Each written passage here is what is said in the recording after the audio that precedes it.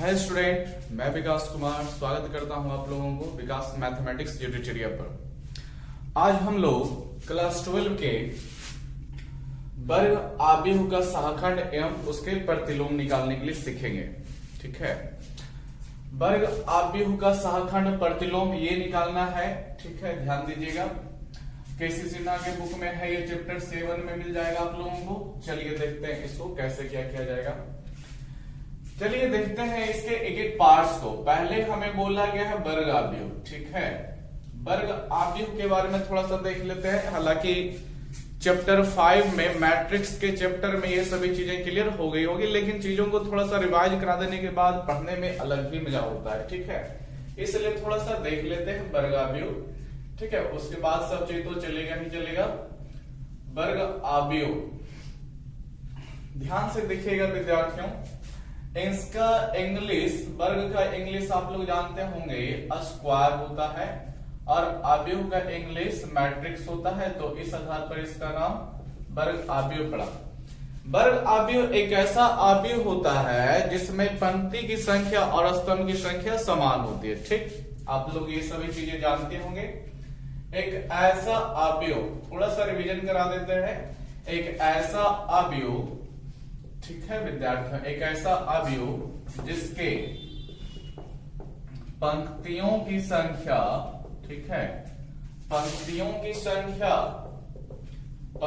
संख्या तथा स्तंभों की संख्या समान होती है। ठीक है, उसे क्या कहते हैं? उसे वर्ग आव्यूह कहते हैं। वैसे आव्यूह को कैसा आव्यूह कहा जाता है? वर्ग आव्यूह कहते हैं। ठीक है विद्यार्थियों, आप लोग ये सब भली भांति जानते हैं, बस मेरा मकसद है थोड़ा सा चीज को याद दिला देना। एक ऐसा आव्यूह होगा जिसमें पंक्ति की संख्या जितना होगा स्तंभ की संख्या भी उतनी होगी। जैसे एग्जाम्पल ले लेते हैं विद्यार्थियों, ध्यान से समझिएगा। ये केवल एक उदाहरण है।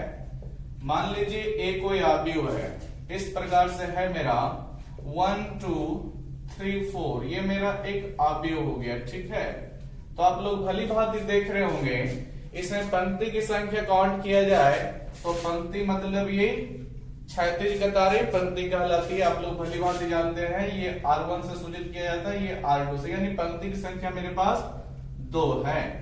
पंक्ति की संख्या कितनी है विद्यार्थियों? 2 है। स्तंभों की संख्या देख लेते हैं। एक ये स्तंभ हो गया और ये एक स्तंभ हो गया, यानी 2 स्तंभ भी है। ठीक है विद्यार्थियों, स्तंभ की संख्या भी 2 है। तो ये जिसमें पंक्ति की संख्या और स्तंभ की संख्या 2 रह गया, या फिर 3 रह जाए, या फिर 4 रह जाए, तो इस प्रकार का आव्यूह जो मेरा होता है वर्ग आव्यूह कहलाता है। ठीक है, एक वर्ग आव्यूह की कोटि पूछा जाएगा क्या होता है, तो वर्ग आव्यूह का कोटि m क्रॉस m ही होता है। ठीक है, ध्यान दीजिएगा, m क्रॉस m लिखेगा, यानी पंक्ति की संख्या फर्स्ट बताता है और दूसरा स्तंभ की संख्या बताता है, दोनों आपस में बराबर होता है। या फिर ये ना लिख करके n क्रॉस n लिख देगा, यानी यहां भी वही चीज हो गया कि दोनों में पंक्ति की संख्या स्तंभ की संख्या बराबर है, यानी ये वर्ग आव्यूह की कोटि का दिखाया जाता है। चलिए, आशा करते हैं कि वर्ग आव्यूह का रिवीजन हो गया होगा।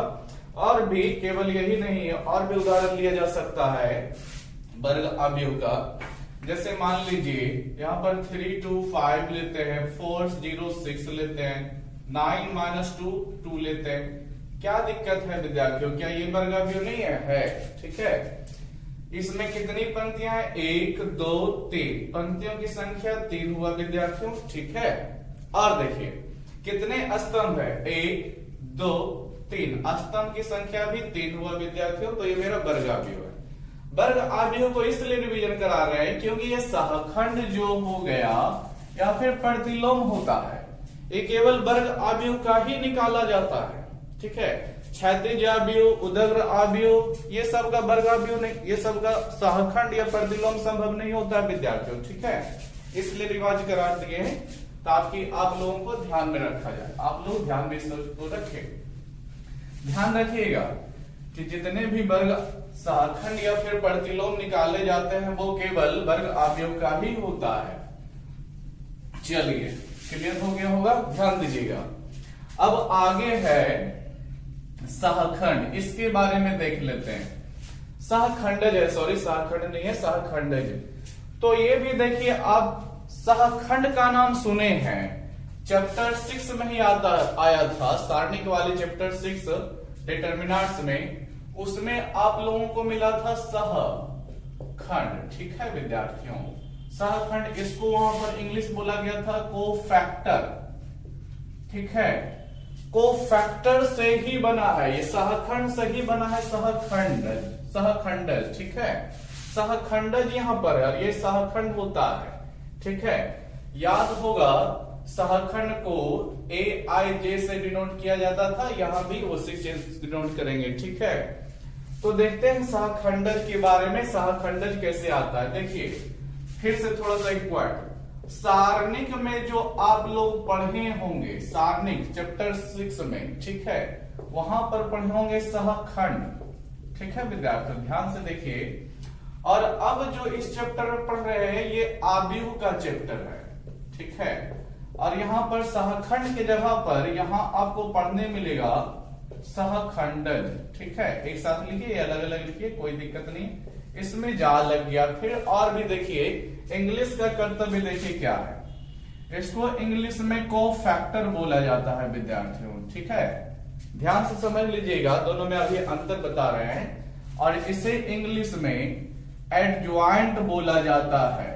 ठीक है विद्यार्थियों, ध्यान से समझते जाइएगा, this is cofactor and this is adjoint. ठीक है, ध्यान समझिएगा। लेकिन ये सहखंडज जहां भी आप लोगों को देगा सहखंडज निकालने के लिए, तो इसका मतलब हमें आव्यूह का सहखंडज निकालना है। ठीक है, और सहखंड देता है तो सारणिक का। खैर एक बात कॉमन है, जैसे आपका सहखंड का मान निकाला जाता है, उसी तरह से सहखंडज भी निकाला जाएगा। किसका? आव्यूह का। ठीक है, तो देख लेते हैं कि पहले हम लोग सहखंड कैसे निकालते थे। ठीक है, उसके बाद हम फिर यहां पर आएंगे। तो विद्यार्थियों, आप लोगों को याद होगा कि सहखंड निकालने के लिए हमको उपसारणिक का जरूरत पड़ता था। ठीक है, तो फिर हमको थोड़ा सा उपसारणिक भी देखना पड़ेगा कि उपसारणिक किसे कहते हैं। ठीक है, लिख लीजिएगा उपसारणिक। ठीक है, ये थोड़ा सा रिवीजन टाइप का है विद्यार्थियों। ठीक है, उपसारणिक, इसको इंग्लिश में बोला जाता है मीनर, MINOR। क्या बोला जाता है? मीनर। ठीक है, कोई खास चीज नहीं है। उपसारणिक देखिए, सारणिक का ही, सारणिक से ही निकाला जाएगा, इसमें केवल उप लग जाता है, ये कोई बड़ी सी बात नहीं है।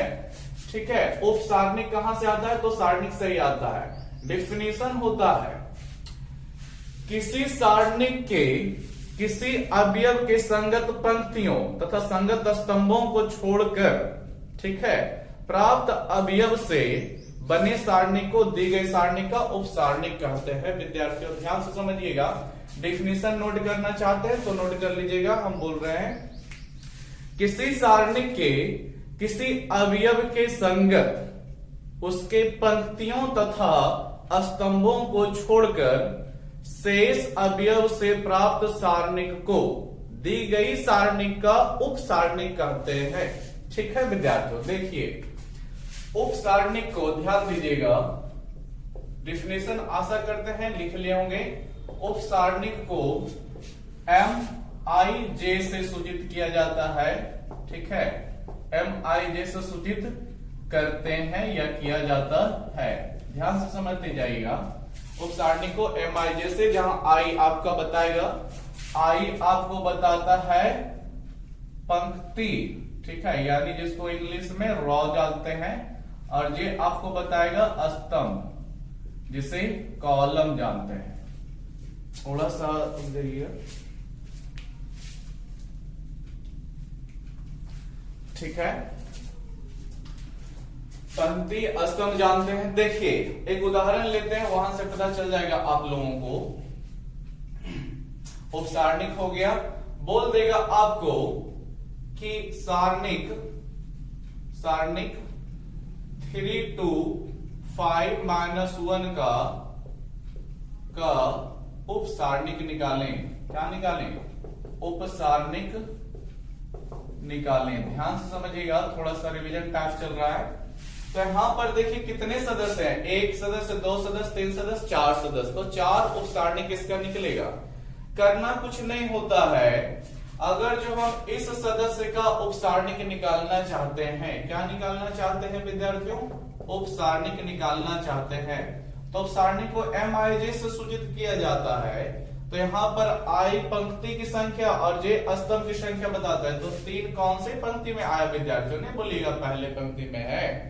और किस स्तंभ में, पहले स्तंभ में। तो इसको सूचित किया जाएगा 1 1 से। ठीक है विद्यार्थियों, क्या डेफिनेशन बोला जाता है कि उसके संगत पंक्ति तथा स्तंभ को ढक दीजिए। जो भी सदस्य आपको दिखता है वही सदस्य उस सारणी का उपसारणिक कहलाएगा। तो आपको कितना दिख रहा है, -1। तो यहां पर मेरा सदस्य 3 जो है इसका उपसारणिक -1 मिला। ठीक है विद्यार्थियों, मान लीजिए इसका निकालने को कहा जाता तो पहले पंक्ति और दूसरा स्तंभ में ये सदस्य चला जाता, पहले पंक्ति दूसरा स्तंभ। ठीक है, तो पहले पंक्ति दूसरा स्तंभ में गया, ऐसे ही ढका जाता है। ठीक है, 5 मेरा बच रहा है, इसका उपसारणिक 5 रह जाएगा। ठीक है, 5 का मान लीजिए निकालने को बोलता, तो किस पंक्ति में है, दूसरा पंक्ति में, किस स्तंभ में, पहला स्तंभ में। ठीक है, तो इसको इस तरह से ढका जाएगा, तो लिखा जाएगा दूसरा पंक्ति पहला स्तंभ में विद्यार्थियों, तो इस तरह से ढक के लिखेंगे। कितना दिख रहा है आपको, 2 दिख रहा है, तो इसका उपसारणिक 2 आएगा। ठीक है, और देखिए इस -1 का निकालने को बोला जाए तो -1 मेरा दूसरा पंक्ति में हुआ तो 2 लिखेंगे, और दूसरा स्तंभ में भी ना हुआ विद्यार्थियों, आप लोग भली बात परिचित होंगे, पंक्ति लेटी हुई लाइन, स्तंभ खड़ी हुई लाइन। कितना सदस्य दिख रहा है, तो 3 दिख रहा है। यही आपका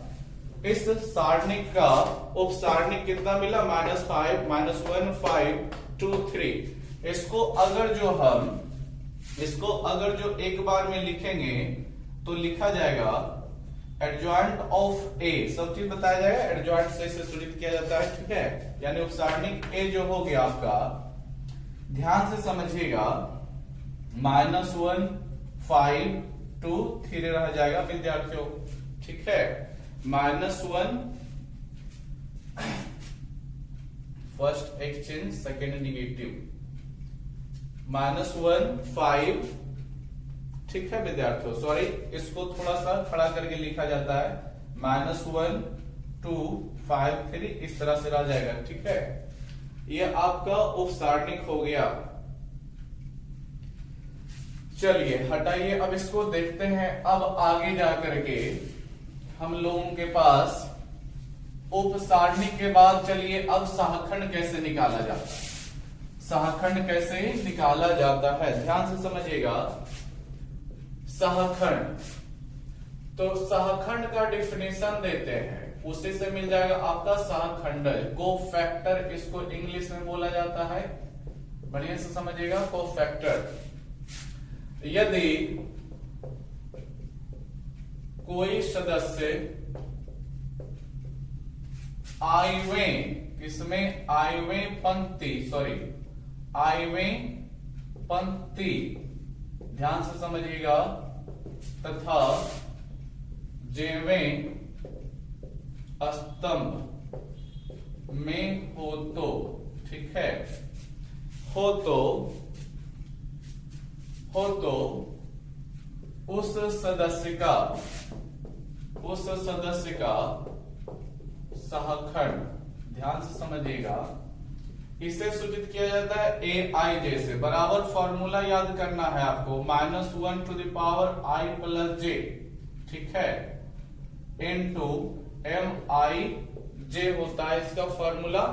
MIJ मतलब आप लोग समझ ही चुके होंगे, M से सूचित किए थे अभी आपको उपसारणिक को, आयवें पंक्ति जेवें स्तंभ में होता है उपसारणिक।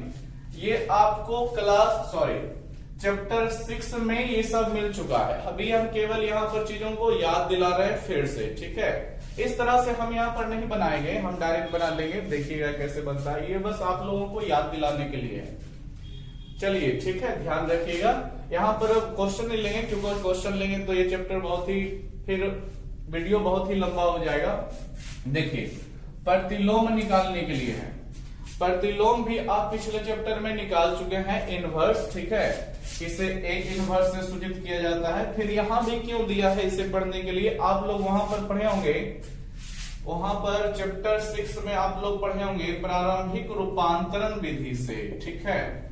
उसमें हेडिंग करके लिखा हुआ रहता था कि प्रारंभिक रूपांतरण विधि से सारणिक का प्रतिलोम निकाले, लेकिन यहाँ पर कुछ लिखा हुआ नहीं मिलेगा, तो यहाँ पर हम लोगों को एक फॉर्मूला मिलता है, ठीक है, उसी से निकालेंगे। चलिए तो इसे मिटाते हैं, फिर देखेंगे आएगा क्या क्या चीजें हमें पढ़ने को दिया जा गया है। ध्यान से देखिएगा प्रतिलोम वगैरह कैसे निकाला जाएगा।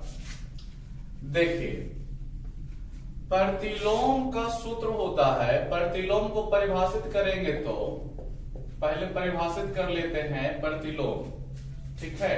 इसको इंग्लिश में बोला गया है आपको इनवर्स। क्या बोला गया है विद्यार्थियों, इनवर्स बोला गया है, ठीक है। इनवर्स का क्या होता है जो देखिएगा, इनवर्स को यदि ए कोई, ठीक है, ए कोई वर्ग आव्यूह हो, कैसा आव्यूह हो, वर्ग आव्यूह हो, तथा ध्यान से दीजिए देखिएगा, यदि ए कोई वर्ग आव्यूह हो तथा डिटर्मिनेंट्स ऑफ ए, यानी ए का डिटर्मिनेंट्स निकालेंगे जो कि आव्यूह दिया रहेगा, is equal to not zero हो, क्या हो, बराबर जीरो के नहीं आना चाहिए विद्यार्थी। अगर जो जीरो के बराबर आ गया तो फिर उसका प्रतिलोम नहीं निकलेगा, जीरो नहीं आना चाहिए, इसका मतलब ये हुआ, ठीक है। यदि ए कोई वर्ग आव्यूह हो तथा A is equal determinants of A is equal to not zero, तो आव्यूह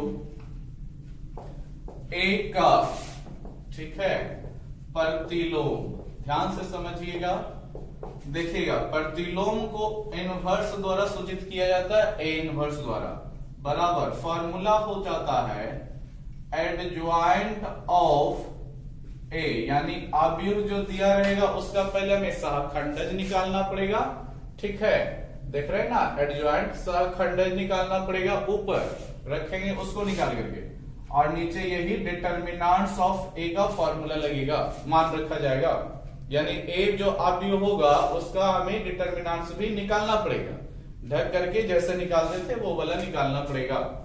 चलिए इसको भी मिटा देते हैं, नोट कर लीजिएगा, प्रतिलोम निकालने का ये फॉर्मूला है, ठीक है, ध्यान से देख लीजिए, A inverse is equal to adjoint of A बटे डिटर्मिनेंट्स ऑफ ए। एक पॉइंट और लिखेगा, यदि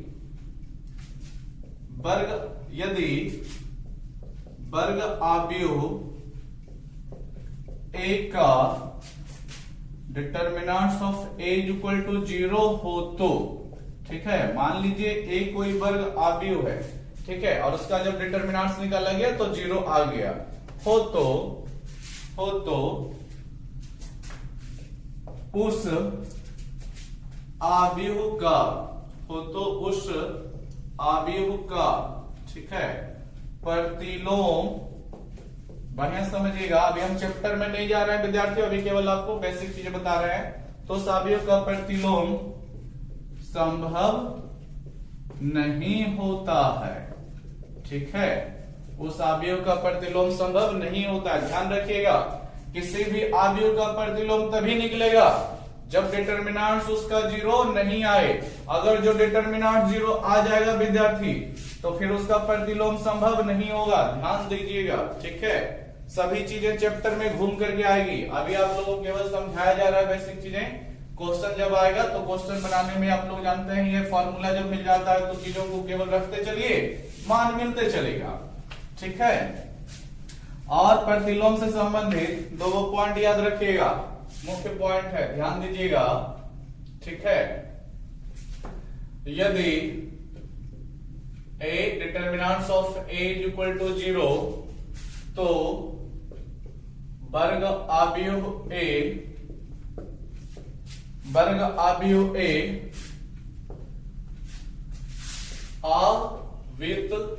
अव्युत्क्रमणीय आव्यूह कहलाता है, ठीक है, कहलाता है।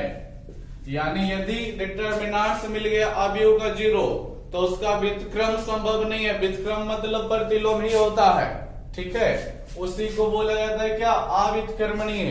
पूछ देगा अवयव ए के लिए आवित कर्मणीय के लिए निम्नलिखित में से कौन सा प्रतिबंध लागू है। ऑप्शन ए में लिखा रहेगा determinants of A is equal to 0, B नंबर में लिखा रहेगा determinants of A is equal to not 0, C नंबर में लिखा रहेगा determinants of A is equal to 1, D नंबर में लिखा रहेगा determinants of A is equal to not 1।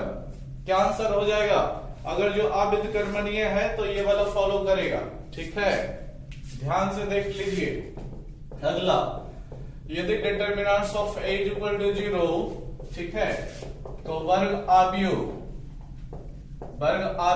ए व्युत्क्रमणीय आव्यूह होता है विद्यार्थियों, व्युत्क्रमणीय आव्यूह होता है। याद रखिएगा इस भाषा को। यदि आपका determinants of A is equal to 0 आ गया तो उसे आवित कर्मणीय आव्यूह बोलेंगे, लेकिन यदि यहां पर काट दीजिएगा। ठीक है, यदि determinants of A is equal to 0 नहीं आया तो उसे व्युत्क्रमणीय आव्यूह कहते हैं। बढ़िया से याद रखिएगा। वस्तुनिष्ठ प्रश्न कई बार एग्जाम में इस तरह से बनता है कि क्या कंडीशन है, उसके लिए चारों ऑप्शन में से पहचानिए। चलिए अब हम लोग क्या करते हैं, चैप्टर में चले जाते हैं। एक्सरसाइज आपका स्टार्ट हो रहा है 7.1 पहला क्वेश्चन दिया गया है, निम्नलिखित अवयव के परिवर्त तथा सहखंड निकालें। ध्यान से देखिएगा, हमें क्या क्या करना है, परिवर्त। अच्छा, परिवर्त भी पूछ दिया है, परिवर्त तथा सहखंड निकालना है। ध्यान से समझिए विद्यार्थियों, परिवर्त भी निकालना है और क्या क्या निकालना है, सहखंड निकालना है। प्रतिवर्त देखिए यहां पर सिलेबस का ये नहीं, इस चैप्टर के सिलेबस का प्रतिवर्त नहीं है, परिवर्त नहीं है, लेकिन दे दिया है क्वेश्चन, तो अब हमें क्या करना है, थोड़ा सा परिवर्त का भी डिफिनेशन देख लेते हैं। ठीक है, देखिए परिवर्त को इंग्लिश में बोलते हैं ट्रांसपोज। क्या बोलते हैं विद्यार्थियों, ट्रांसपोज बोलते हैं। ठीक है, ध्यान से समझिएगा। किसी आव्यूह के ठीक है पंक्तियों को संगत स्तंभों में, ठीक है, पंक्ति रहेगा उसके स्तंभ में बदल देना है। किसी आव्यूह के पंक्तियों को संगत स्तंभों में बदलने से, ठीक है, प्राप्त आव्यूह को, ठीक है विद्यार्थियों, दी गई आव्यूह का परिवर्त, ठीक है, कहते हैं। ये भी देखिए चैप्टर 6 में आ चुका है डिटर्मिनेंट्स वाले में। मेरा मकसद यहाँ पर यह है बस कि आप लोगों को थोड़ा सा याद दिला दिया जाए। किसी आव्यूह के पंक्तियों को, पंक्ति रहेगा, पंक्ति यानी कौन सी लाइन, तो खड़ी लाइन को क्षैतिज लाइन को पंक्ति बोलते हैं। उसको क्या करना है, स्तंभों में बदल देना है। संगत का मतलब हुआ पहला पंक्ति रहेगा तो पहला ही स्तंभ में बदलना है, दूसरा पंक्ति रहेगा दूसरा स्तंभ में बदलना है। ठीक है, ध्यान से देखिएगा, इसका उदाहरण भी आप लोगों को दे देते हैं। मान लीजिए ए कोई आव्यूह है मेरे पास 1 2 3 4, ठीक है विद्यार्थियों। इसका हमें परिवर्त निकालने को कहा जाए। क्या कहा जाए, परिवर्त निकालने को। ए का परिवर्त, देखिए परिवर्त को ए पर पावर डैश लगा के लिखा जाता है या ए पर टी लिख के दर्शाया जाता है। टी का मतलब ट्रांसपोज हो गया। ठीक है, ए का डैश या ए पर पावर टी लिख के दर्शाया जाता है। कुछ खास नहीं करना होता है, ध्यान से देखिएगा। बस पंक्ति दिख रहा होगा 1 2 पंक्ति में है, उसको स्तंभ में बना के लिख दीजिए। 3 4 भी पंक्ति में है, उसको भी क्या कर दीजिए, स्तंभ में बना के लिख दीजिए विद्यार्थियों। यही इस क्वेश्चन का आंसर हो गया। अगर जो बोलता है कि ए का परिवर्त निकालिए तो जो लेटी हुई लाइन है उसको क्या कर देना है, खड़ा कर देना है। देख रहे होंगे 1 2 लेटा हुआ है, पंक्ति इसी को बोलते हैं। उसको क्या किए, पहला पंक्ति है तो पहला स्तंभ, दूसरा पंक्ति तो दूसरा स्तंभ। ठीक है, तो तो यही होता है परिवर्त का परिभाषा कि किसी अवयव के पंक्ति को स्तंभ में बदल देने से प्राप्त जो नया अवयव होता है दी गई अवयव का परिवर्त कहलाता है। ठीक है विद्यार्थियों, ठीक है। परिवर्त का भी बहुत सारा थ्योरम वगैरह होता है, तो उसे पिछले चैप्टर में समझाया गया है, जाके देख सकते हैं। ठीक है, यहाँ हम लोग आगे की ओर बढ़ेंगे। आप लोगों को डिटरमिनेंट्स में ये सभी चीजें बताई गई है। चलिए देखते हैं, सॉरी मिटा दिए। पहला क्वेश्चन क्या था, परिवर्त, और फिर हम लोगों को क्या निकालना है, तथा परिवर्त भी निकालना है और सहखंड भी निकालना है, सहखंडज। ठीक है, ये दोनों चीजें हमें निकालनी है पहले क्वेश्चन में। देख लेते हैं पहला का क्या क्वेश्चन है। फर्स्ट दिया हुआ है 2 3 5 1, 2 3 5 1।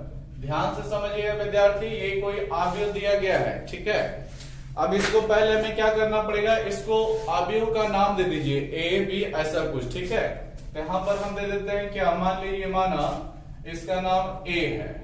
ठीक है, ए से इसे सूचित किया गया है। चलिए दो काम करना है, हमें परिवर्त निकालना है, सहखंड भी निकालना है। ध्यान से समझिएगा, पहले परिवर्त निकाल लेते हैं।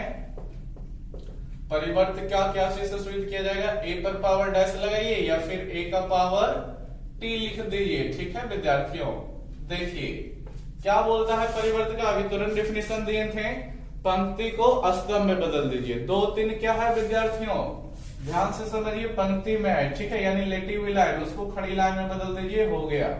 पहला पंक्ति स्तंभ में बदल गया, दूसरा पंक्ति 5 1 उसको भी स्तंभ में बदल दीजिए। ठीक है, यही जो हो गया 2 5 3 1 इस अवयव का परिवर्त हो गया। ठीक है, ये कुछ भी नहीं था, ये एकदम सिंपल सा है।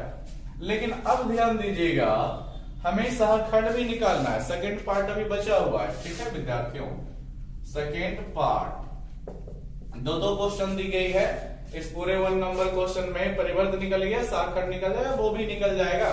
ठीक है, ए बराबर क्या माना गया है, जो देख लीजिए 2 3 5 1। देखिए विद्यार्थियों बढ़िया समझिएगा, सहखंडज जो निकाला जाता है, अगर जो 4 अवयव है अवयव में, तो चारों अवयव का निकाला जाएगा। ठीक है, अभी बता रहे थे सहखंड जैसे ए आई जे से सूचित किया जाता है, आई पंक्ति बताता है, जे स्तंभ। तो पहले अवयव का भी निकाला जाएगा, दूसरे का भी, तीसरे का भी, चौथे का भी। ठीक है, तो अगर जो चैप्टर 6 में पढ़े होंगे तो एक एक करके बारी बारी से सबको निकाला जाता था।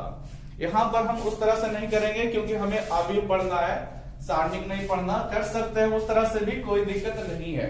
हम सीधे लिख देंगे कि पहले पंक्ति के, ठीक है, पहले पंक्ति के प्रत्येक अवयवों का सहखंड, फिर दूसरे पंक्ति के प्रत्येक अवयवों का सहखंड, फिर पूरे अवयव का सहखंड। ठीक है, तो लिखते हैं पहली पंक्ति के, ठीक है विद्यार्थियों, पहली पंक्ति के अवयव का सहखंड। ध्यान से समझिएगा, बड़ा ही सिंपल सा है, पहली पंक्ति के अवयव का सहखंड। ठीक है, तो सहखंड कैसे निकलेगा, ध्यान से समझिएगा।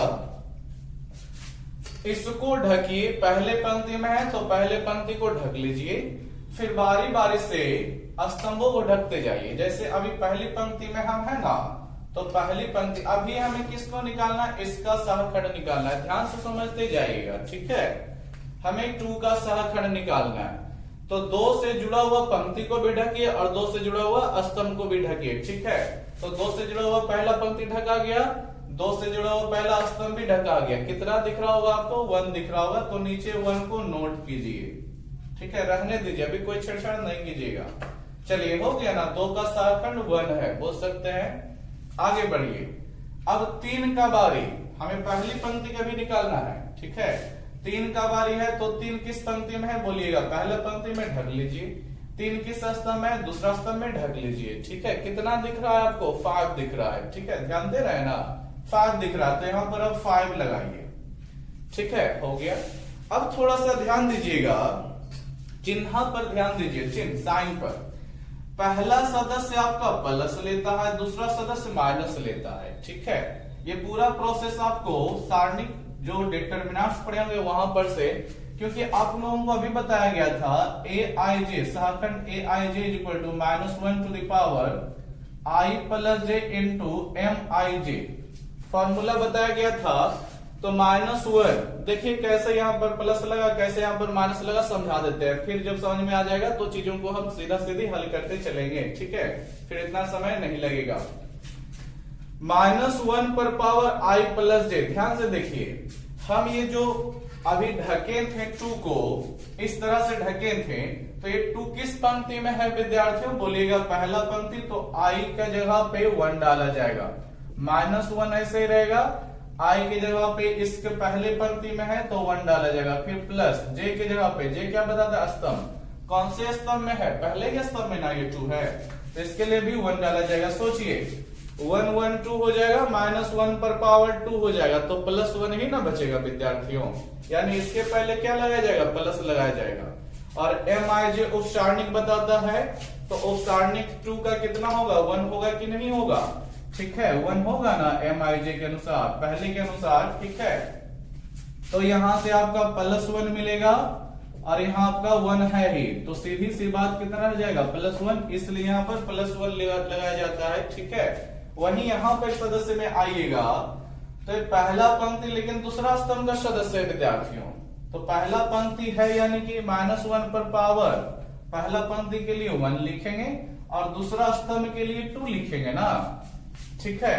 तो 1 और 2 कितना हो जाएगा, 3 हो जाएगा, -1 का पावर 3 का मान कितना मिलेगा, -1 ही मिलेगा, यानी जो यहाँ वाले सदस्य के कारण लिखा जाएगा उसमें माइनस लगा जाएगा। या फिर आप लोग चलिए सीधा सीधी सब समझ में आ जाएगा, ये सब डिटरमिनेंट्स की बातें हैं, ठीक है। देखिए पहली पंक्ति के अवयव का सहाखंड निकल गया, +1 -5 आया, ठीक है। अब दूसरी पंक्ति में भी हम लोगों को चलना पड़ेगा, दूसरी पंक्ति के अवयवों का, ठीक है विद्यार्थियों, समझ रहे होंगे, सहाखंड निकाल रहे हैं, ठीक है। या फिर पूरा लिख देते हैं, दूसरी पंक्ति के अवयवों का सहाखंड, ध्यान से समझिएगा क्या हो जाएगा। अब क्या करना है, दूसरी पंक्ति में आ जाइए, दूसरी पंक्ति ये रहा, फिर बारी बारी से वहां पर भी अवयव, जो भी अवयव यानी उसमें जो शामिल सदस्य है, 5 है, 5 को ढकेंगे, ठीक है, 1 है, 1 को भी ढकेंगे, तो पहले 5 को है, 5 को ढके, तो 5 के कारण जो है पंक्ति भी ढकाएगा, स्तंभ भी ढकाएगा, तभी ना उपसारणिक मिलता है, ठीक है। कितना दिख रहा है आपको, 3 दिख रहा है, लिख दीजिए 3, ठीक है। अब आगे बढ़िए, 1 है तो 1 को भी ढकिए, तो 1 के कारण पंक्ति ढका जाएगा और स्तंभ ढका जाएगा, कितना दिख रहा है आपको, 2 दिख रहा है, 2 लिख दीजिए। ध्यान से देखिए, फिर चिन्ह ध्यान रखिएगा, प्लस माइनस, माइनस प्लस चलता है, याद रहेगा आपको चिन्ह, प्लस लेना है, प्लस माइनस, माइनस प्लस, याद रख लीजिएगा इसको, प्लस माइनस, माइनस प्लस, यहां पर जो है प्लस, यहां पर जो आएगा माइनस, यहां फिर माइनस, यहां पर फिर प्लस, ठीक है। इस तरह से प्लस प्लस, उस तरह से माइनस माइनस, याद रखिए, बहुत बढ़िया चीज है, ठीक है। ध्यान से देखिए, अब मेरा सब चीज डाटा तैयार हो गया है, अब केवल आंसर लिखने की बारी है, ध्यान से समझ लीजिएगा, ठीक है। तो हमें क्या निकालना था, सहाखंडज, किसका, एडजॉइंट का, सहाखंडज को एडजॉइंट लिखते हैं, तो इसको लिखने का तरीका एडजॉइंट, ठीक है, ऑफ ए, क्या पढ़ेंगे, इंग्लिश में इसको इंडिकेट किया जाता है, हिंदी लिखेंगे ए का सहाखंड, तो लंबा चौड़ा हो जाएगा, इंग्लिश पढ़िए, एडजॉइंट ऑफ ए, ठीक है, बराबर कितना हो जाएगा, ध्यान से समझिएगा, कितना सदस्य है, 1, ये +1 या फिर 1 बोलिए, -5। देखिए विद्यार्थियों, ये पंक्ति की अवस्था में लिख लग रहा होगा, लेकिन इसको नियम है लिखने का, खड़ा स्तंभ में बना करके, ठीक है, ध्यान दीजिएगा, स्तंभ में बना करके लिखना है, यानी ये लेटा हुआ है 1 -5, तो इसको खड़ा करके लिखिए 1 -5, ठीक है। फिर दूसरा नीचे आ जाइए, -3 2 है, तो यहाँ पर -3 हो जाएगा और यहाँ पर आपका 2 हो जाएगा, ठीक है विद्यार्थियों। तो परिवर्त का यहाँ पर आंसर मिला था और सहाखंड का यहाँ पर आंसर मिल गया है। देखिए फिर से देख लेते हैं, परिवर्त तो काफी आसान है कि जो भी पंक्ति उसको केवल क्या करना है, स्तंभ में खड़ा करके लिख देंगे, परिवर्त निकल गया। अब सहाखंड निकालने की बारी है, दूसरा क्वेश्चन सहाखंड भी हमें करना है। तो सहाखंड में जितने भी सदस्य होते हैं सबका निकाला जाता है। तो पहले सदस्य का, दूसरे सदस्य का, तीसरे सदस्य का, चौथे सदस्य का लिखेंगे, 4 बार लिखना पड़ जाएगा। उससे बढ़िया है कि पहले पंक्ति के अवयव का सहखंड लिख दीजिए, फिर दूसरे पंक्ति के अवयव का सहखंड लिख दीजिए। पहली पंक्ति के अवयव यानी कि पहली पंक्ति में पहला पंक्ति मेरा कौन हो गया विद्यार्थियों, ये वाला ना हुआ। तो इसके अवयव 2 है और 3 है। 2 का भी सहखंड निकाले हैं। तो सहखंड निकालने का एकदम सिंपल तरीका है विद्यार्थियों, जिस सदस्य का सहखंड निकालना चाहते हैं उससे संबंधित पंक्ति को भी ढकिए और उससे संबंधित स्तंभ को भी ढक लीजिए। ठीक है, जितना दिख रहा है वही आपका सहखंड इसका होगा। कितना दिख रहा है, तो 1 दिख रहा है। देख रहे होंगे सभी, तो 1 लिख दिए हैं। ठीक है, पहली पंक्ति के अवयव का, पहली पंक्ति में हमें 3 भी है, तो फिर 3 से संबंधित भी पंक्ति और स्तंभ को ढकना पड़ेगा। तो 3 पहले ही पंक्ति में ना है, तो 3 को ढक लेंगे पहले पंक्ति के अनुसार और स्तंभ के अनुसार। कितना दिख रहा होगा विद्यार्थियों, आपको 5 दिखता है इस तरह से ढकने पर, तो 5 को लिख दीजिए। ठीक है, चिन्ह ध्यान रखिएगा, प्लस माइनस। ठीक है, इस तरह से। अब आ जाइए दूसरी पंक्ति के अवयवों का सहखंड, तो दूसरी पंक्ति को भी ढकिए। ठीक है, यहाँ पर पहला सदस्य कितना है, 5 है, तो 5 का हमें सहखंड निकालना पड़ेगा। सिंपल सी बात है, 5 से संबंधित पंक्ति को, 5 से संबंधित स्तंभ को भी ढक दीजिए। कितना रह गया, 3 दिख रहा होगा, 3 लिख दिए हैं। ठीक है, फिर आगे बढ़िए, 1 का भी निकालेगा, तो 1 से संबंधित पंक्ति भी और स्तंभ भी। कितना दिख रहा होगा, 2 दिख रहा होगा, 2 लिख दिए। फिर चिन्ह पर विचार कीजिए, ये लिया था प्लस माइनस, फिर प्लस लेगा। ठीक है, अब आपका आंसर मिल चुका है, बस उसको जो क्षैतिज अवस्था में पंक्ति में है उसको उदग्र रूप में लिख दीजिए। 1 - 5 लेटा हुआ लाइन में है, उसको खड़ा करके लिख दिए है। ठीक है विद्यार्थियों, ये -3 इसको भी लिख दिए खड़ा करके। चलिए, आशा करते हैं ये पहला क्वेश्चन है, काफी हद तक समझ में आया होगा। देखिए, नया अगर जो चीजें पढ़ रहे होंगे तो आपको समझने में थोड़ा मुश्किल होगा, फिर भी समझ में आ जाएगा। अभी तो एक ही क्वेश्चन है, बहुत सारा दुनिया भर का क्वेश्चन पड़ा हुआ है, देखिएगा। चलिए, लिख लिए होंगे, आगे की ओर बढ़ते हैं। नेक्स्ट क्वेश्चन में 1 का ही अभी ले रहेंगे। 1 में ही बहुत सारा क्वेश्चन है, अभी तो ये केवल फर्स्ट ही हुआ है।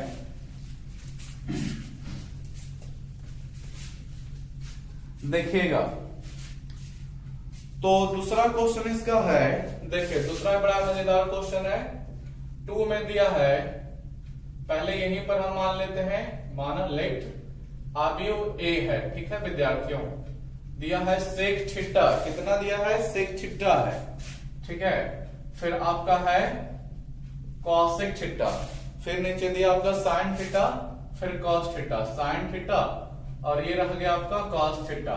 हमें यहां भी वही काम करना है, क्या क्या, परिवर्त भी निकालना है, सहखंड भी सहखंडज भी निकालना है। ध्यान से देखिएगा, तो पहले आ जाइए परिवर्त निकालने के लिए। ठीक है, तो A' से सूचित कीजिए, यही परिवर्त है। तो क्या बताया गया है नियम, कि पंक्ति को स्तंभ में बदल दीजिए। ठीक है, सेक थीटा कॉसेक थीटा आपको पंक्ति में दिख रहा होगा, स्तंभ में बदल दीजिए। कितना हो जाएगा, सेक थीटा, और नीचे आ जाएगा आपका कॉसेक थीटा। ठीक है, पहला पंक्ति पहला स्तंभ में बदलाया, दूसरा पंक्ति दूसरा स्तंभ में बदलाएगा। साइन थीटा कॉस थीटा इसको भी बदल देंगे, साइन थीटा ऊपर कॉस थीटा नीचे। ये आपका विद्यार्थियों क्या रह गया, ये आपका परिवर्त हो गया। आशा करते हैं क्लियर हुआ होगा। कुछ नहीं करना, पंक्ति को केवल स्तंभ में बदल देना। इसीलिए आप लोगों को हम परिभाषित कर चुके हैं कि अगर जो पीछे भूल भी गए होंगे तो कोई बात नहीं, यहाँ पर रिवीजन हो जाएगा, हो भी रहा होगा। ठीक है, उतना मेहनत कीजिए। देखिए, सेकेंड पार्ट हमें क्या करना है, सहखंड निकालना है। ठीक है विद्यार्थियों, तो सहखंड निकालने के लिए फिर से देख लीजिए कि A का सदस्य वैल्यू कितना दिया है, सेक थीटा है, कॉसेक थीटा, फिर आपका साइन थीटा है, फिर आपका कॉस थीटा है। फिर यही बात हमको चारों सदस्यों का सहखंड निकालना पड़ेगा। फिर वही हम लिखेंगे, हम एक एक सदस्य को नहीं लिखेंगे कि पहले सदस्य के पहले अवयव को, पहले सदस्य दूसरे सदस्य तीसरे चौथे, एक ही बार लिख दीजिए ना, पहली पंक्ति के अवयवों का सहखंड इतना लिख दीजिए। या फिर उसी को देखिए इंग्लिश में लिखा जाता है कोफैक्टर। ठीक है, इंग्लिश लिखना थोड़ा आसान होता है, कोफैक्टर ऑफ एलिमेंट्स। ठीक है विद्यार्थियों, ऑफ फर्स्ट रो। ठीक है, फर्स्ट रो पहली पंक्ति के, ठीक है, अवयवों का सहखंड, हिंदी जानते होंगे। ठीक है, पहली पंक्ति के अवयवों का सहखंड। चलिए पहली पंक्ति के अवयवों का शाखंड, ये फर्स्ट है 1 लिखा गया है, ठीक है। पहली पंक्ति के अवयवों का शाखंड निकाल रहे हैं, कोई बात नहीं। चलिए आ जाइए कैसे निकलेगा। तो पहली पंक्ति में 2 अवयव है, दोनों को बारी बारी ढकेंगे। पहले सेक का काम कर लेते हैं, तो सेक से संबंधित पंक्ति को भी स्तंभ को भी ढक लीजिए। क्या दिख रहा है विद्यार्थियों? कॉस दिख रहा है, कॉस को नोट कीजिए, ठीक है। चलिए आगे बढ़िए। पहली पंक्ति में ही दूसरा सदस्य कौशिक थीटा है, इसके भी संबंधित पंक्ति और स्तंभ को ढक लीजिए। ये पंक्ति ढका है, ये स्तंभ ढका गया है, कितना दिख रहा है? Sine theta. लिखिए नीचे, क्या लिखिएगा? साइन थीटा, ठीक है। फिर आप चिन्ह पर आ जाइए, ये प्लस और ये माइनस, ध्यान रखिएगा। चलिए पहली पंक्ति के दोनों सदस्य का शाखंड हो गया, कोफैक्टर हो गया। अब आगे बढ़िए। कोफैक्टर ऑफ एलिमेंट्स ऑफ, ठीक है विद्यार्थियों, सेकेंड रॉ, यानी कि रॉ मतलब पंक्ति हुआ, दूसरी पंक्ति के अवयवों का शाखंड ले रहे हैं। कुछ नहीं करना विद्यार्थियों, आप लोग बहुत ही समझदार हो गए होंगे। अब दूसरी पंक्ति में चलिए, ठीक है। दूसरी पंक्ति में ये दोनों सदस्य, पहले सदस्य को ढकिए, उससे संबंधित पंक्ति भी स्तंभ भी। क्या दिख रहा है? Cosec theta. नोट कर दीजिए नीचे, क्या? कॉसेक थीटा, ठीक है विद्यार्थियों। फिर आप ढकिए क्या? कॉस थीटा से संबंधित पंक्ति को भी स्तंभ को भी। क्या दिख रहा है? Sec theta. चलिए सेक थीटा लिख दिए। ध्यान से वीडियो को देखिए, भागिएगा कोई नहीं, ठीक है। नया नया चीज हो सकता है समय लगे समझ में, लेकिन सब समझ में आ जाएगा विद्यार्थी। फर्स्ट एकदम बेस्ट फॉर फॉर्म ये वाला है, ठीक है। इससे बढ़िया मेथड और कहीं नहीं मिलेगा, इसलिए बढ़िया से समझिए, दिमाग पे थोड़ा सा प्रेशर डालिए। फिर आ जाइए चिन्ह पर विचार कीजिए। प्लस माइनस, क्या बताया गया था? प्लस माइनस, माइनस प्लस, ठीक है। इसमें भी माइनस लगेगा, इसमें भी प्लस लग जाएगा, ठीक है। चलिए आपका सब डाटा तैयार है, अब केवल आंसर हो जाएगा क्या?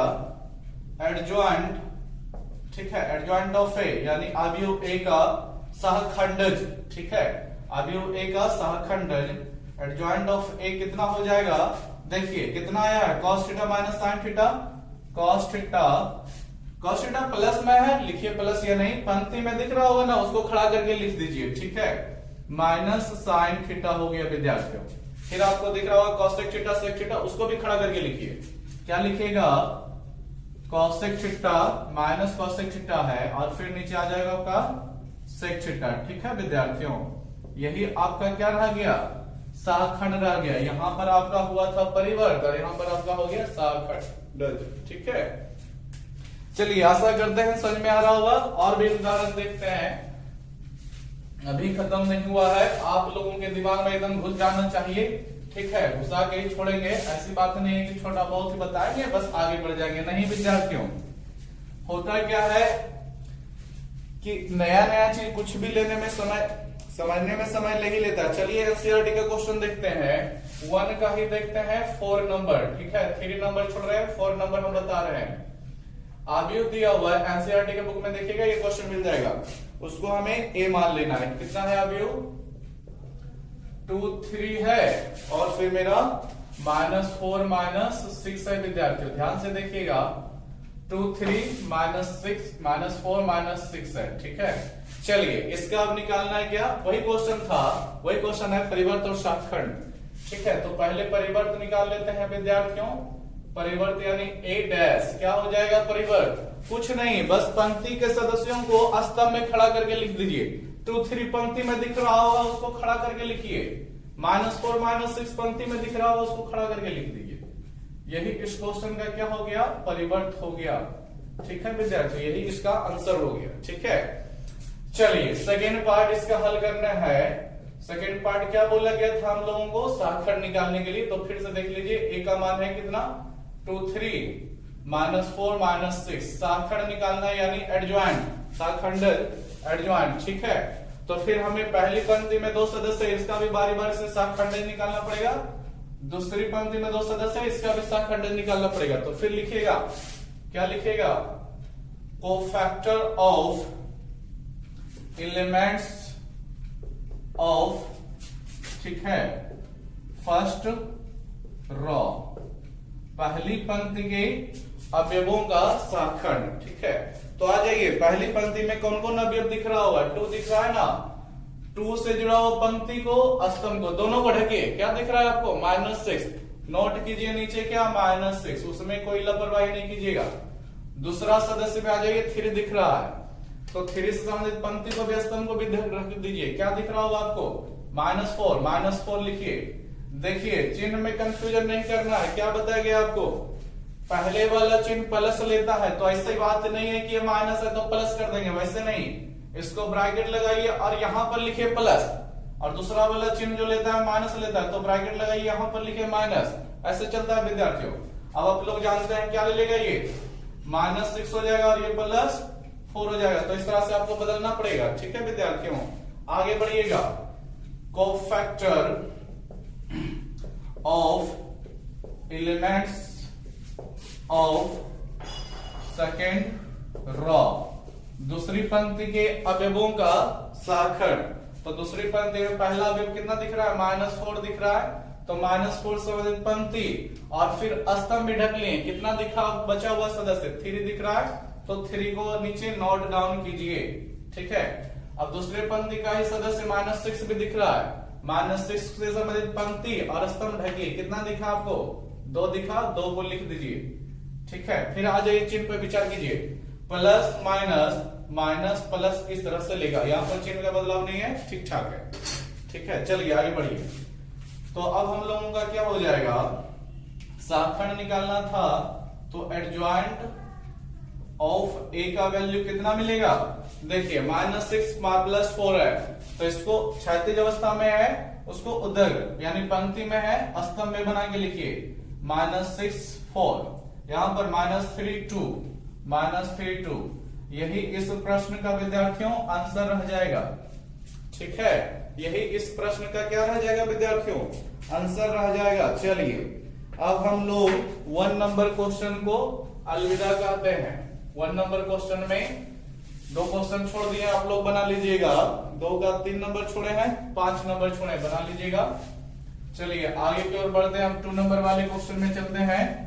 बड़ा ही मजेदार क्वेश्चन है 2 नंबर, क्योंकि ये जो था वर्ग अवयव 2 × 2 कोटि का था। 3 नंबर में 3 × 3 कोटि का है। ठीक है, देखिएगा बड़ा ही बढ़िया क्वेश्चन है। 2 नंबर क्वेश्चन में क्या बोला गया है विद्यार्थियों? निम्नलिखित अवयव का सहखंड निकालें, सहखंडज निकालें। केवल हमें क्या बोला गया है? सहखंडज। ठीक है, यानी एडजॉइंट फाइंड आउट करना है। ध्यान से समझिएगा क्वेश्चन को। ठीक है, अभी तक देखिए आप 2 × 2 कोटि का, अब है 3 × 3 कोटि का। ठीक है, पहला प्रश्न कितना है? चलिए कुछ नाम ले लीजिएगा। ठीक है, पहला प्रश्न का सदस्य कितना कितना है? 1 2 3 है, फिर 2 3 2 है। ठीक है विद्यार्थियों, 3 3 4 है। चलिए ये क्वेश्चन रहा 2 का 1 नंबर। हमें क्या करना है? एडजॉइंट निकालना है। देखिए क्वेश्चन थोड़ा सा और पूरा कर लेते हैं। क्या करना है? Adjoint of A find out करना है। क्या करना है विद्यार्थियों? एडजॉइंट निकालना है, और परिवर्त विपर्त इसमें नहीं निकालने का है।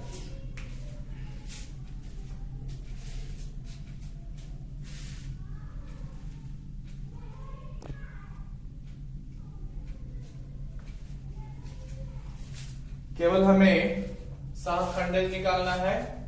ध्यान से देखिएगा कैसे निकलेगा सहखंडज। चलिए आगे की ओर बढ़ते हैं। तो फिर हमें लिखना पड़ेगा क्या? पहली पंक्ति में देखिए यहाँ पर 9 सदस्य कुल मिला के है, पहला से दूसरा तीसरा सबका सहखंड निकलेगा विद्यार्थियों। तो बारी बारी से अगर जो निकालने के लिए चाहते हैं तो 9 बार आपको निकालना पड़ेगा। कितना बार? 9 बार निकालना पड़ेगा। हम 9 बार नहीं निकालेंगे। पहली पंक्ति का 1 बार, दूसरी पंक्ति का 1 बार, तीसरी पंक्ति के सभी सदस्य का 1 बार, 3 बार में एक काम चला लेंगे। ठीक है, कितना बार? 3 बार में। ठीक है, देखिएगा तो क्या लिखना पड़ेगा? पहले हम स्टार्ट करते हैं कोफैक्टर ऑफ एलिमेंट्स। ठीक है विद्यार्थियों, ध्यान से सीखते जाइएगा। ऑफ फर्स्ट रॉ, यानी पहली पंक्ति के अवयवों का सहखंड। ठीक है, ध्यान से समझिए, बड़ा ही बढ़िया सा क्वेश्चन अब आ चुका है। 2 × 2 कोटि का क्वेश्चन थोड़ा इजी होता है, ये भी इजी है लेकिन थोड़ा सा ज्यादा घुमा हुआ है। क्या करना होगा, क्या बताया गया था, हमें पहले पंक्ति का फर्स्ट रो, पहले पंक्ति के अवयवों का साखंड निकालना है विद्यार्थियों। पहले पंक्ति के अवयवों का साखंड, तो पहले पंक्ति में 1 भी है, 2 भी है, 3 भी है। किसका किसका निकाला जाएगा, पहले 1 का निकालेंगे। ध्यान से एकदम समझते जाइएगा क्या करना है। अब 1 से निकालना चाहते हैं, 1 का निकालेंगे तो 1 से संबंधित पंक्ति को और 1 से संबंधित स्तंभ को ढक दीजिए। ठीक है, ढक दीजिए एकदम। कितना दिख रहा होगा, 4 सदस्य आपको दिख रहा होगा, 3 2 3 4। इसको नोट डाउन कीजिए, चारों के चारों सदस्यों को कितना लिखिएगा, 3 2 3 4। इसको डिटरमिनेंट्स में लिखिएगा। ठीक है, रहने दीजिए इसको, अभी कुछ नहीं कीजिए, रहने दीजिए। 3 2 2 4, 3 2 3 4 लिखा गया। चलिए रहने दीजिए, अभी इसमें छेड़छाड़ नहीं कीजिएगा। अब आगे बढ़िए, 2 का भी ना निकालिएगा, तो 2 से संबंधित पंक्ति स्तंभ को ढकेगा तो 2 पहला पंक्ति में ढका जाएगा, 2 से संबंधित दूसरा स्तंभ ढक दिया जाएगा। कितना कितना दिख रहा है, 2 2 3 4। थोड़ा सा साइड छोड़ करके लिखिए, कितना कितना, 2 2 3 4, 2 2 3 4 हो जाएगा विद्यार्थियों। इसको भी आप लोग डिटरमिनेंट्स में लिखते चलिए।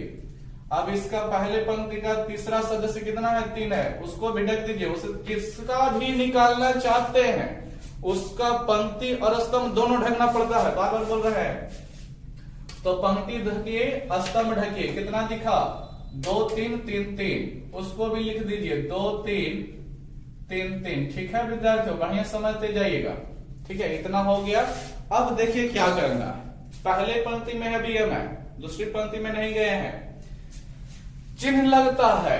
फिर चिन्ह पर विचार कीजिए, ये प्लस माइनस प्लस। ठीक है, चिन्ह याद रखिएगा, प्लस माइनस प्लस, अल्टरनेट चिन्ह लगता है, एक प्लस में तो दूसरा माइनस में, फिर तीसरा प्लस में, फिर आगे आएगा तो फिर माइनस में, फिर प्लस में, यानी प्लस माइनस चलते जाता है। यहां पर अब मान निकाल लीजिएगा। कैसे, 3 चौके 12 हो गया विद्यार्थियों, 2 तिया 6, क्रॉस गुना करके जैसे मान निकालते थे उसी तरह से यहां पर आ जाइए। 4 दूनी 8 हो गया विद्यार्थियों, 2 तिया 6 हो गया। देखिए 2 बचेगा, लेकिन -2 रह जाएगा कि नहीं रह जाएगा, यहां पर 2 तिया 6, 3 तिया 9, कितना रह गया विद्यार्थियों, -3 रह गया। ठीक है, ध्यान से देखते जाइएगा। पहली पंक्ति के तीनों अवयव का सहखंड पूछता ना, तो 1 का 6 मिला, 2 का -2 मिला और 3 का -3 मिला है विद्यार्थियों। ठीक है, चलिए आगे की ओर बढ़ते हैं, दूसरे पंक्ति में चलते हैं। तो क्या लिखिएगा फिर भाषा, कोफैक्टर ऑफ, ठीक है, elements of second raw, cofactor of elements of second raw. यानी दूसरी पंक्ति में अब हम आ चुके हैं, दूसरी पंक्ति के प्रत्येक अवयव का सहखंड निकालने वाले हैं। तो दूसरी पंक्ति ये ना रहेगा विद्यार्थियों, 2 3 2 वाला। तो पहला अवयव मेरा 2 है, तो अभी क्या करना है, इस 2 से संबंधित पंक्ति को और इस 2 से संबंधित पहले दूसरा पंक्ति में दूसरा पंक्ति और 2 किस स्तंभ में, पहला स्तंभ, तो इसको इस प्रकार से ढकना है। कितना दिख रहा होगा आप लोगों को, 2 3 3 4 लिखिए नीचे, 2 3 3 4। ठीक है, चलिए अब इसका हो गया। अब 3 की बारी आ गई, तो 3 दूसरे पंक्ति और दूसरा स्तंभ में है, तो इस तरह से ढक दिया जाएगा। कितना दिख रहा है, 1 3 3 4 लिखिए, 1 3 3 4। ठीक है, अब आगे बढ़िए, 2 की बारी आ गई, तो 2 से संबंधित पंक्ति स्तंभ ढक लीजिए। कितना दिख रहा है आपको, 1 2 3 3 लिखिएगा, 1 2 3 3। चलिए अब आगे प्रोसेस फिर बढ़ाते हैं। फिर देखिए मान फिर निकालना पड़ेगा, तो पहले चिन्ह पे विचार कीजिए, प्लस माइनस प्लस आया था, है ना, ध्यान से देखिए, प्लस माइनस प्लस, ये प्लस पे रुका हुआ है विद्यार्थियों। तो यहाँ प्लस के बाद अगला जो आएगा अब ये माइनस आएगा, ये माइनस तो ये फिर प्लस और ये फिर प्लस तो ये माइनस, इस तरह से चिन्ह लगता है। ठीक है, देखिए कितना हो जाएगा, 4 दूनी 8 ले लिया जाएगा और 3 तिया 9, कितना हो जाएगा विद्यार्थियों, +1 नहीं रह जाएगा, घटेगा तो -1 बचेगा, लेकिन माइनस माइनस पीछे से क्या कर देगा, +1 बना देगा। यहां पर देखिए 4 एकम 4 -9, तो कितना रह जाएगा, -5 रह जाएगा। 3 एकम 3 माइनस 6 कितना रह जाएगा -3, लेकिन माइनस माइनस +3 बना देगा। चलिए हो गया दूसरी पंक्ति का सेकेंड रो का भी प्रत्येक अवयव का सहखंड हो गया। अब लिखते हैं cofactor of elements of third row. Cofactor of elements, ठीक है विद्यार्थियों, ऑफ थर्ड रो यानी तीसरी पंक्ति के प्रत्येक अवयव का सहखंड यहां भी निकालना पड़ेगा। तो तीसरी पंक्ति में चलिए आ जाते हैं। तो पहला सदस्य कितना है विद्यार्थी? 3 नहीं दिख रहा है, दिख रहा होगा स्पष्ट रूप से, ध्यान से देखिए, ध्यान से पढ़िए। तो 3 से संबंधित पंक्ति और 3 से संबंधित स्तंभ दोनों घटाइए, कितना कितना सदस्य दिखा आपको? 2 3 3 2, लिखिए उसको 2 3 3 2, ठीक है, रखने दीजिए इसको 2 3 3 2। चलिए जो भी लिखिएगा, जो भी ढकने के बाद बचता है विद्यार्थियों, उसको सारणिक में हमेशा लिखा जाता है, ध्यान रखिएगा। अब चलिए इस सदस्य का भी निकालना है, ठीक है, इस 3 का। तो ये 3 किस पंक्ति में? तीसरा पंक्ति में, तीसरा पंक्ति ढक लेंगे, ठीक है। किस स्तंभ में? दूसरा स्तंभ में, दूसरा स्तंभ को ढक लेंगे। कितना रह गया? 1 3 2 2, यही ना दिख रहा है, लिख दीजिए 1 3 2 2 लिख देंगे, ठीक है। आगे बढ़िएगा इस 4 के कारण, तो चौथा ये 4 जो है तीसरी पंक्ति और तीसरे स्तंभ में गया ना, कितना कितना दिख रहा है? 1 2 2 3 लिख देंगे 1 2 2 3 विद्यार्थियों, ठीक है। चलिए अब आ जाइए आगे की ओर, फिर चिन्ह पर विचार करेंगे कि चिन्ह कैसे बदलेगा। चिन्ह ऊपर से रटिए एकदम, प्लस माइनस प्लस, ठीक है, प्लस के बाद माइनस, माइनस के बाद प्लस, फिर माइनस, फिर प्लस, फिर माइनस, तो माइनस के बाद फिर प्लस, प्लस के बाद फिर माइनस, माइनस के बाद फिर प्लस, अल्टरनेट एक के बाद एक प्लस माइनस चलता है, ठीक है, ध्यान रखिएगा। देखिए मान निकालेंगे 2 दूनी 4, 3 3 9, ये रह गया -5, ठीक है। यहां पर आ जाइए 2 एकम 2 हो गया, ये माइनस रह गया, ठीक है, और 3 दूना 6 हो गया। कितना बच रहा है अभी हम लोगों को? -4, तो माइनस माइनस ये क्या कर देगा विद्यार्थियों? +4 बना देगा। इधर आइए 1 3 3 हो गया, 2 दूनी कितना हो गया विद्यार्थियों? 4 हो गया, ठीक है। प्लस ना है तो प्लस रहेगा तो कोई दिक्कत नहीं है। 3 में से 4 घटाइए, कितना रह गया? -1 रह गया, ठीक है।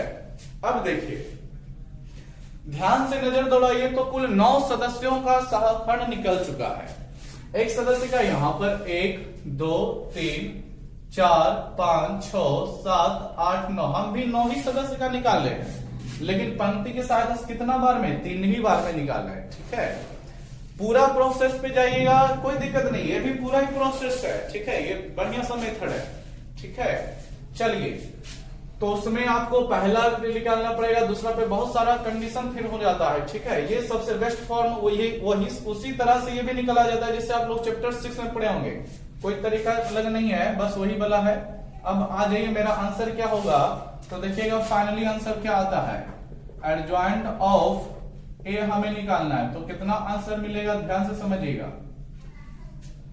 कितना कितना सदस्य आया? 6 2 3, पंक्ति में ना दिख रहा होगा आप लोगों को, इसको स्तंभ में बना के लिखिए, यानी 6 2 3, 6 2 3 स्तंभ में हो गया, खड़ी लाइन हो गया, यही स्तंभ।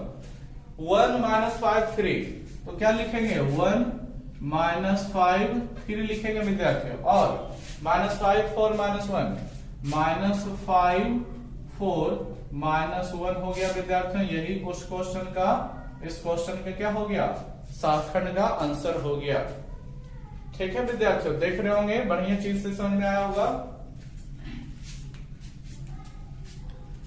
देखिए समस्या आपको 2 गुने 2 कोटि में नहीं आएगा, 3 गुने 3 कोटि में विद्यार्थियों को समस्या होता है। तो नियम बड़ा है, सीधा सिंपल है।